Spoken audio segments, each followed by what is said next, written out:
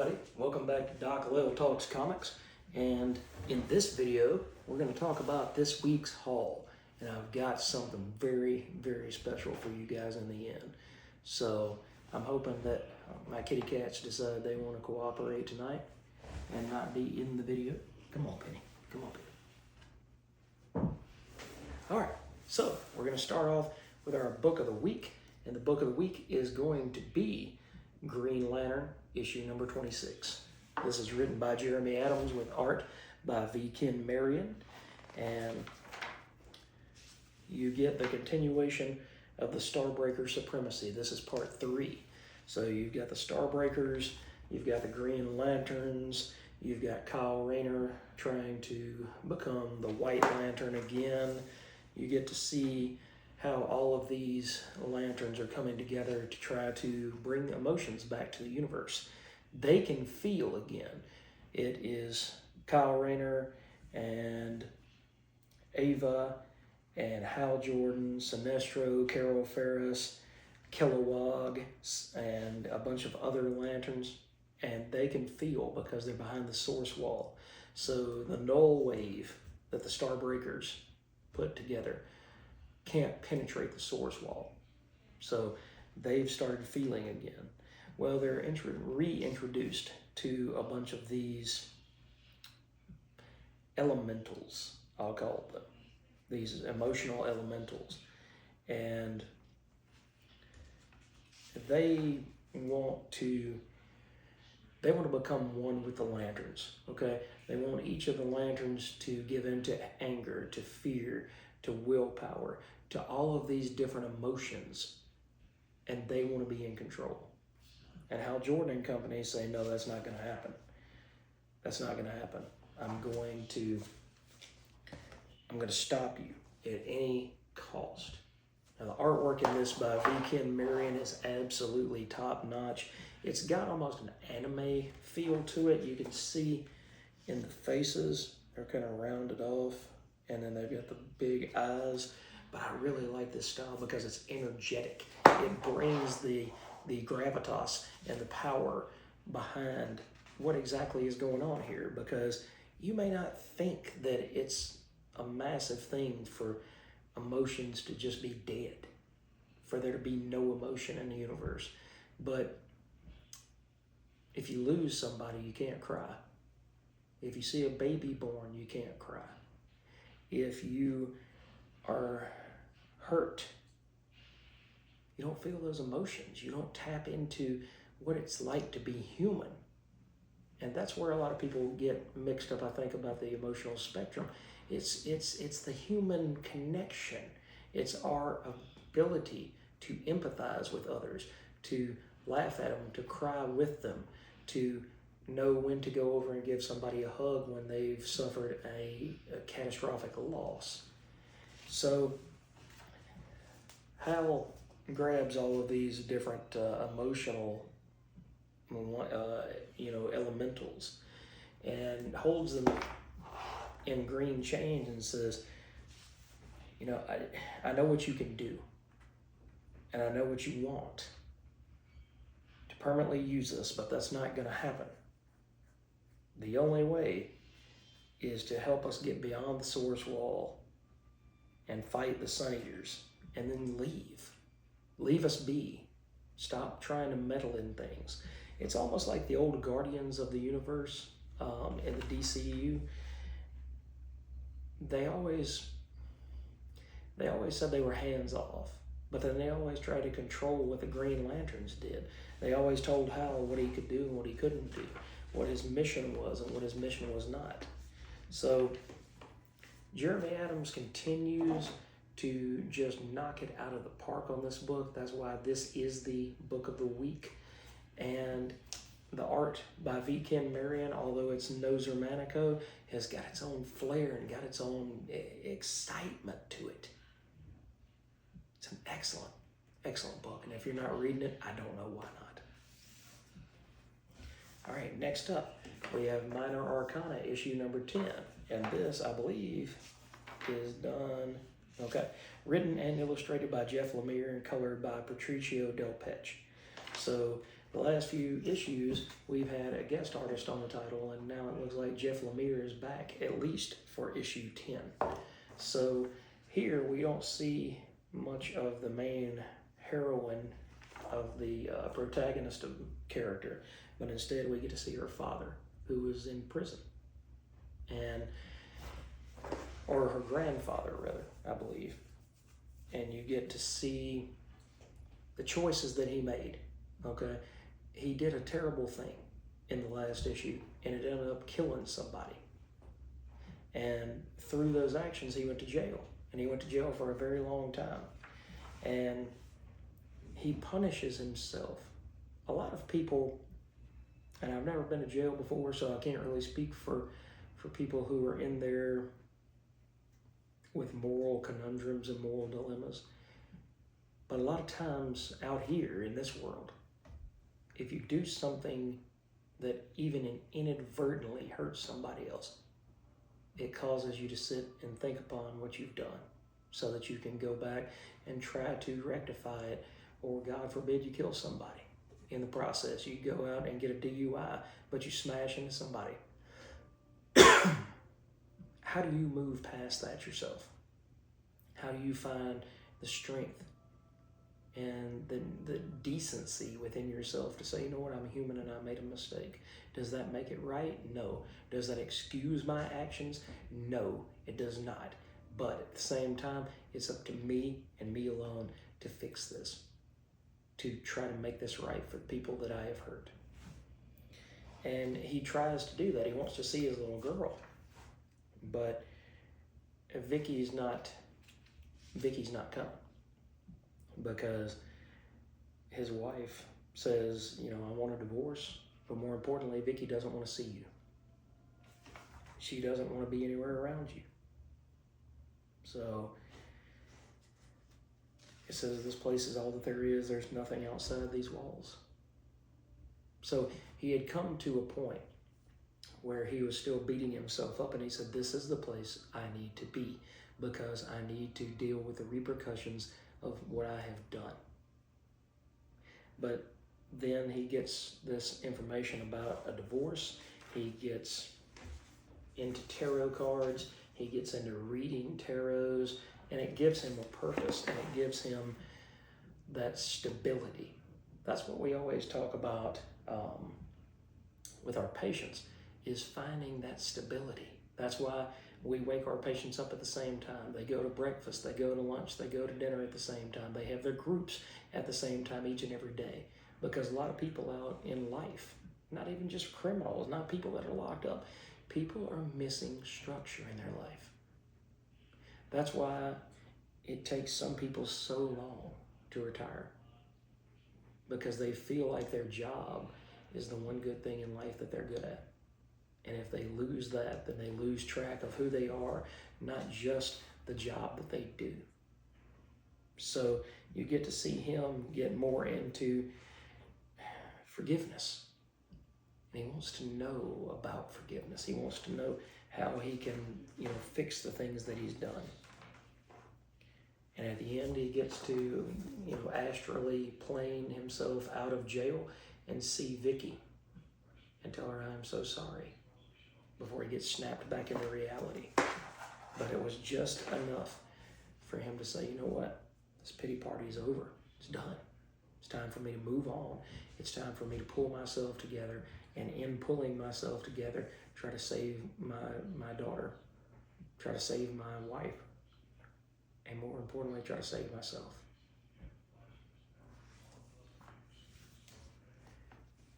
I bowed out of Absolute Flash by Jeff Lemire because the story to me wasn't as interesting as it had been in the first, 5 issues. This, on the other hand, the further it goes, the deeper the mystery, the deeper the connection between all of these characters, and the more intriguing it becomes psychologically. All right, next up, we have Springer on the cover for Void Rivals, issue number 22. And he's going up against Proximus. We have Robert Kirkman as the writer, Connor Hughes as the artist, and Patricio Del Pech as the colorist. And you get to see Hot Rod and Springer going and verbally sparring back and forth. You get a continuation of this world. And I feel like we're building towards something in issue 25, that you're building towards why do both the Agorians and the Zertonians have these energon portals in their head. And at the end of it, towards the end of it, I'll say, you get to see everybody just fall down and scream, and they're like, what's going on? The whole story has been about unity or division. And in the beginning, in the very first issue, you got that there was division and that there could be no unity. As it has grown, now you're starting to see that we're all the same. We're all the same. And the Agorian king, Dalak's father, finally decided we need to unify. That's the only way that we're going to survive life, is to unify with the Zertonians. And yet the Zertonians came to have battle and do war. And you get to see Proximus here, and he says unity is beginning. So you get to see where this story is actually heading. I almost dropped it with issue 7 because it felt like it was going nowhere, and then I held on for issue 8, and I kind of got a little morsel of food to nibble on, and then after that it just keeps getting bigger and bigger. And this is the beginning of the end game. Probably not realistically. It's not like the title is going to end with issue 30, I don't believe, but you get to see the motivations of all these characters, and more importantly, this is one of the Energon Universe titles. So you get to see how Energon, Transformers, G.I. Joe, the Void Rivals characters like the Agorians and the Zertonians, how all of these things mix together to create this one universe that all comes together.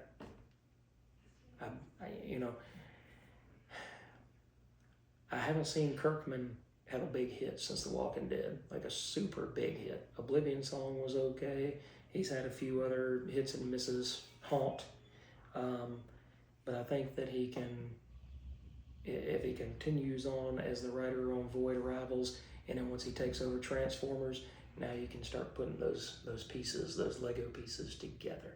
And this is the continuation of how that is coming together. All right. Ultimate Spider-Man number 20. We've still got Jonathan Hickman as writer, Dave Messina coming in to do guest pencils and inks on this. And you get to start in a really fancy, swanky restaurant with Peter and Harry and Gwen and MJ. And MJ sits down and she says, I want to know how this is all going to end, because I feel like an outsider. I feel like the three of you have all been in this together, and I'm on the outside looking in. So I need you to bring me in. I need to see how is this going to impact my children? How is this going to impact my husband, my life? How is this going to impact Uncle Ben and J. Jonah Jameson? How are all these things going to impact? So, and you got Uncle Ben sitting on the couch trying to talk to Richard and May, and eventually it turns out that Ben wants to talk to Richard about the Venom suit. He wants to talk to him about the Picotech suit and say, what is going on? What happened? Why did you want to be this? Why did you want to be here at this point? And then you also see the dynamic of Gwen being the villain. And MJ's like, why? What is, you've been posing as a villain, real or not, for all this time. And Harry says, the thing is, everybody needs saving, everyone. Richard gives up his thoughts to Uncle Ben. And he says, I understand that maybe there's something out there that the suit can't cope with. Everything's got something bigger and meaner than that. But my parents think I just can't handle it. And, I really want to see Black Cat again. So it boils down to teenage angst and wanting to be with the girl and all of that. And at the end, Ben says, I didn't think you wanted to talk about it. So you've still got that dry, wry sense of humor that Uncle Ben has always been noticed for, even in the 616. So then the girls go to the bathroom together, and you've only got 4 issues left of this. First of all, I'm kind of upset that Marco Cicchetto is not drawing this book. Didn't he just come back for like 2 issues, and now he's gone again, and we only have now 3 issues of this entire title left before it's gone? You can't really push through for the final 4 issues. Again, coming from a non-pencil or inker person. But I love the book. I love the direction that it's going. I love the characters and the characterization, but I hate to see this book go. So I really hope that they're going to continue Ultimate Spider-Man and this new Ultimate Universe that Jonathan Hickman has built up, because it's real, it's grounded, and it feels like it's giving fans what they've been wanting for quite some time. All right, 2 more to go, guys. We have Absolute Wonder Woman, issue number 11, written by Kelly Thompson with art by Hayden Sherman. She's still in the pit. She's trying to find her way out of the pit. Well, what does she find? She finds a sister, an Amazonian sister named Io. And she says, I'm going to find a way to get out of this pit, and I'm going to bring all of you with me. And she goes to talk to Clea and says, look, you're a match for a whole lot of things in here, but I'm not one of them. And Clea tosses her around like a rag doll. So this book here, sorry guys, I'm getting sinusy stuff, and I'm trying to wrap this up. This book here is showing about growth. It's showing about how Wonder Woman is becoming a Wonder Girl to a Wonder Woman. She's learning all of these rules and lessons that she's going to need in order to make it in the man's world. She's learning where she's, what's important. Sisterhood is important. Love is important. Surviving, and in a part of it, not here necessarily, but in a part of the book, she finds out that sometimes diplomacy is what is needed rather than, putting your hands on somebody. So this wolf tells her to, throw this pearl out there and bring it back, and she did. And he says, this child is so confusing. And at the end, she says, you told me which weapon to use. You gave me the axe, but you told me which weapon to use. The weapon that I chose was to bargain. So it's a thinking book. It's not going to come at you with straight superheroics, but instead it's going to build Diana as a real person, as a person that is critically thinks. Somebody who really puts their time in to why they do what they do instead of just taking the biggest axe and chopping something's head off. She's good at that too. She's excellent at that. But at the end of the day, you get the thinking woman's Wonder Woman. All right, and last book is Beneath the Trees Where Nobody Sees, Rite of Spring, issue 2. And in this book, by Patrick Horvath and Hassan Otsman Elhal, you get to see Samantha in her, it seems like an earlier time. And she's just now finding out about the internet. They're going to build a big deal, which is kind of like a big box store. And then you get to see that even anthropomorphic animals can have job problems. And her boss calls and says, hey, I'm just wondering if you're going to be good enough to come in tomorrow. And she says, yeah, I'll be there. He says, look, I know you've got stuff going on in your life, but if you don't start coming to work, actually the next time you call out, you're done. So it's a nuanced world. It looks like something out of a Richard Scarry book, or Berenstain Bears. It's got the watercolor colors, but at the same time, it's built up to be a real world. It's built up to be something exciting, and at the same time, it's scary, because that's how life is. That's how the world is. Meanwhile, Samantha is still doing her capture, BTK type stuff.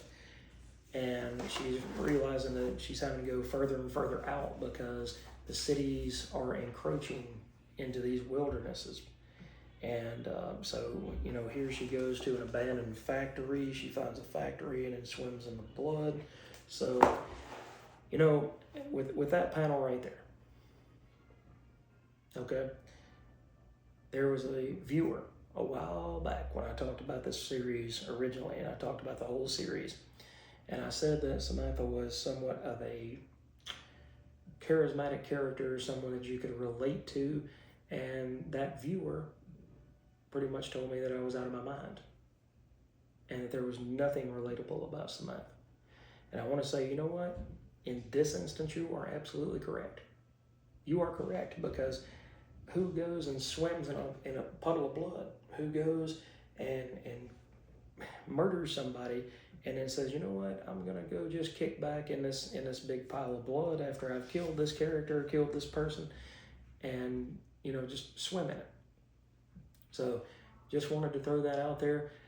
There are bits and pieces of her where I still feel like she's a relatable character. Otherwise, if she was truly an unreliable narrator to the 9th degree, why would Patrick Horvath have chosen to tell the story through her?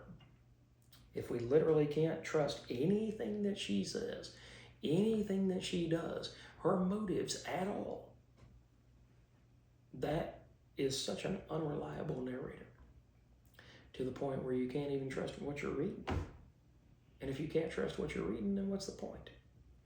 But instead, she's honing her craft. She's getting further out. She's getting more experience.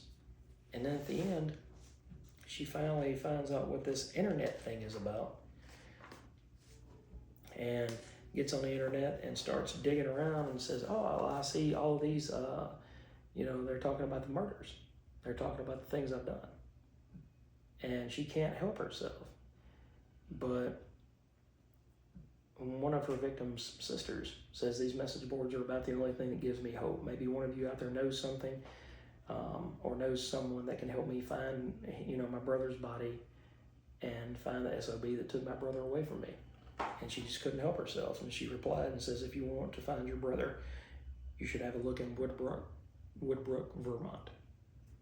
And so she kind of brings this lady that we saw in the first issue down on her own head, because she thinks that she's so much smarter than everybody else. So that is a narcissistic tendency.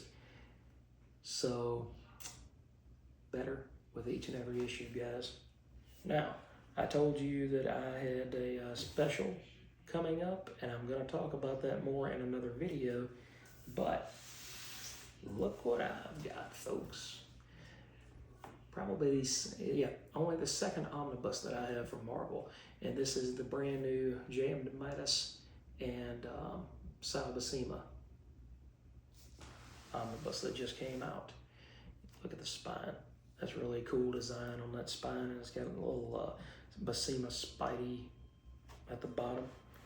And then on the back, then you've got Spidey right here. You've got the covers for the books that are covered inside here.